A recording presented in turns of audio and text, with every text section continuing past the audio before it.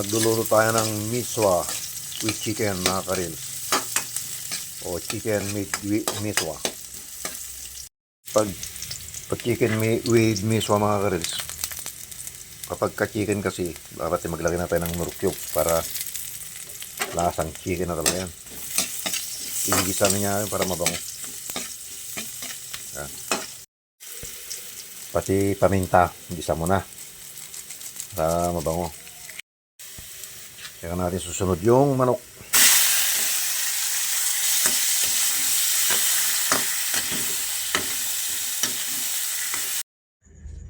Pag gisang-gisa na, mga karels, lagyan natin ng tubig.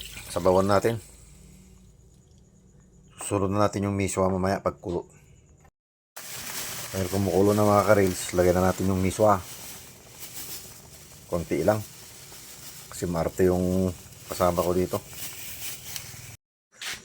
Siyempre ito yung pinaka-the best na aroma, mga karels. Yung onion leek. Kapag ganitong mga may soup, onion leek ang lalagay nyo. Yan.